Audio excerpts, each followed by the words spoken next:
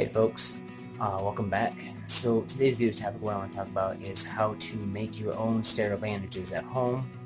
If not, at very least, they're going to be clean enough to put on a wound. So, why do this? Well, there's a number of reasons. You might be allergic to some stuff that they sell in commercially made and available bandages. There could be another reasons, maybe you just want to save money. And me personally though, I just like to stock up on bandages and medical supplies and books and knowledge about medical stuff. Because honestly, in just a fan, I don't think violence is going to kill the most people. I think it's going to be illnesses and injuries.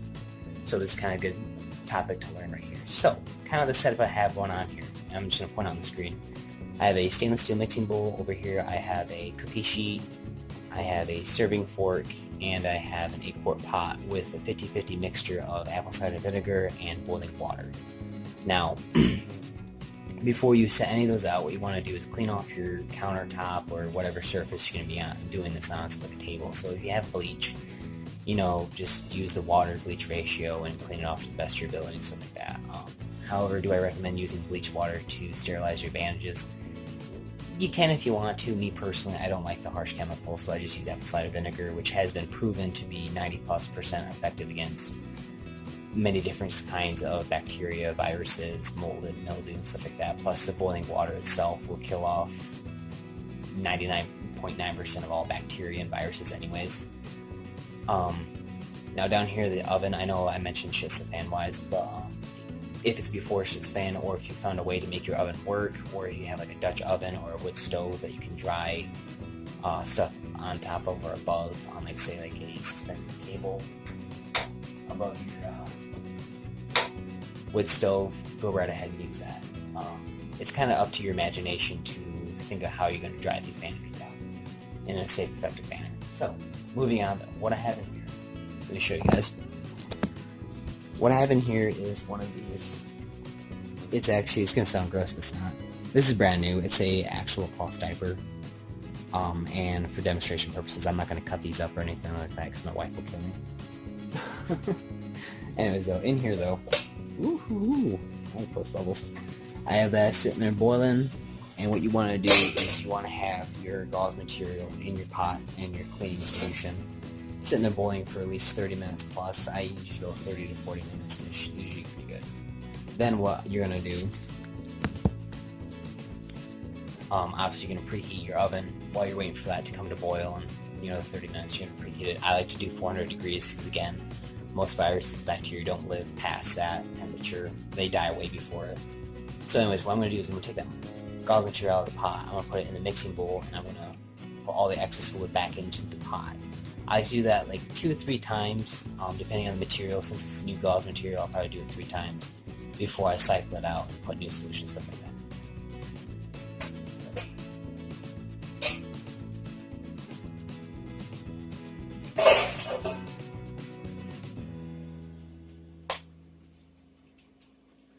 Kind of like so. Just kind of squeeze out the excess fluid, like I said.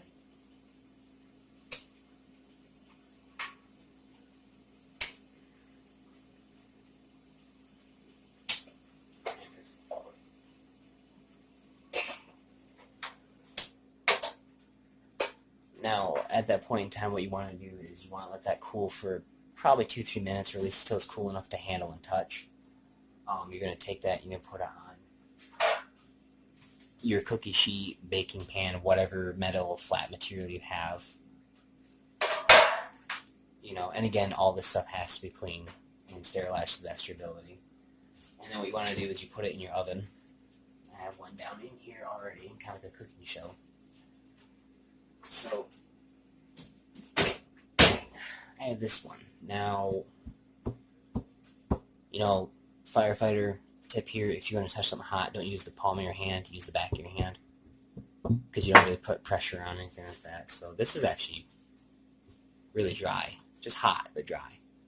So I'm going to put this pan. Turn it off too. So, I know I've been wearing my gloves the entire video, but what I would recommend is you wait to put your gloves on until you get to this step over here, which I'll get you guys over here.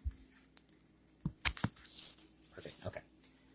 So say I took that off, or off the rack, whatever you're going to use. I use the oven, which is pretty conventional. So you have this nice and dry, clean / sterile gauze material. What you can do from there is you can sit there and, I mean, you can pre-plan this out. You know, I like to sit there and tri-fold these. And what you can do is you can do some sewing if you know how to sew.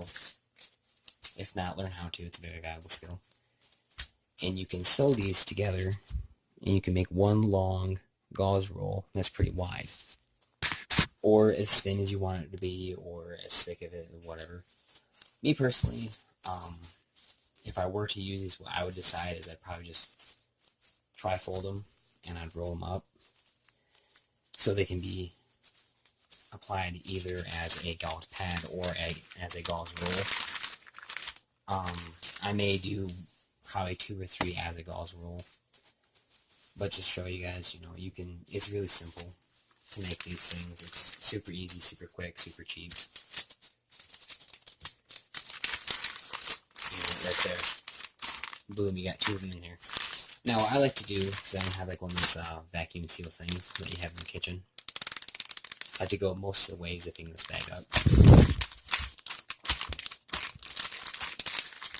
Push out as much air as you can.